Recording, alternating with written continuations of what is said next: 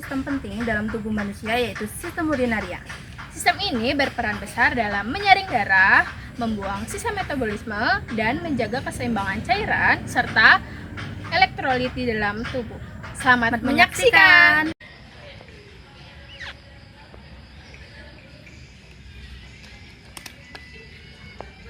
Tahukah kalian, tubuh kita terdiri lebih dari 60% air, tapi kemana semua air dan zat itu pergi setelah disaring tubuh?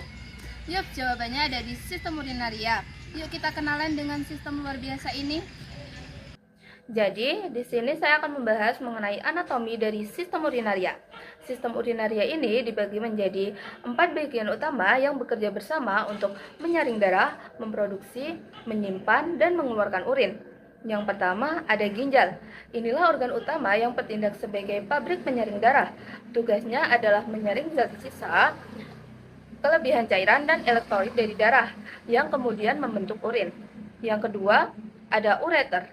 Ini adalah saluran pengantar urin berupa 2 tabung otot yang menghasilkan urin yang sudah terbentuk dari masing-masing ginjal menuju kandung kemih. Yang ketiga ada kandung kemih.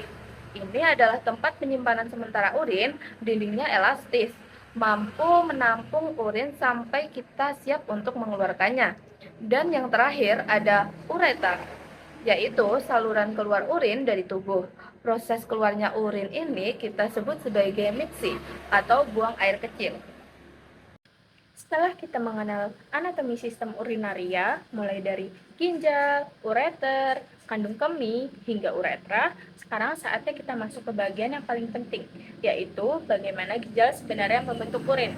Semua proses itu terjadi di dalam unit fungsional terkecil ginjal yang disebut nefron.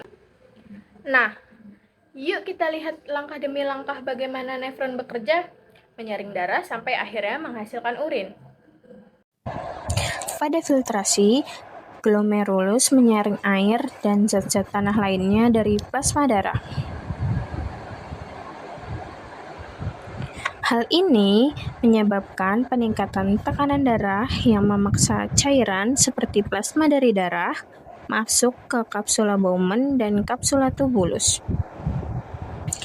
Cairan atau filtrat tersebut mencakup banyak ion positif dan negatif dari banyak unsur. Filtrat tidak memiliki protein atau sel darah merah yang terlalu besar untuk melewati membran kapiler. Pada reabsorpsi tubulus, zat-zat diangkut keluar dari tubulus dan kembali ke dalam darah kapiler peritubular. Reabsorpsi terjadi di tubulus proksimal, lengkung Henle, dan tubulus distal. Bagian utama reabsorpsi terjadi di bagian tubulus proksimal. Sekitar 15% air diserap kembali ke dalam aliran. Proses ini diatur oleh hormon vasopresin dan aldosteron. Dalam sekresi tubular, zat-zat bergerak dari plasma di kapiler tubulus kembali ke filtrat dan tubulus ginjal. Tubulus proksimal mengeluarkan kreatinin dan histamin, sedangkan tubulus distal dan saluran pengumpul mengeluarkan kalium ke dalam filtrat. Semua tubulus mengeluarkan ion hidrogen untuk mengatur pH cairan tubuh. Filtrat sekarang disebut urin. Mengandung sekitar 95% air, 5% zat terlarut urea, asam urat, asam amino, dan elektrolit. Produksi harian sekitar 0,6 hingga 2,5 liter per hari. Produksi urin di bawah 30 ml per jam menunjukkan kemungkinan gagal ginjal.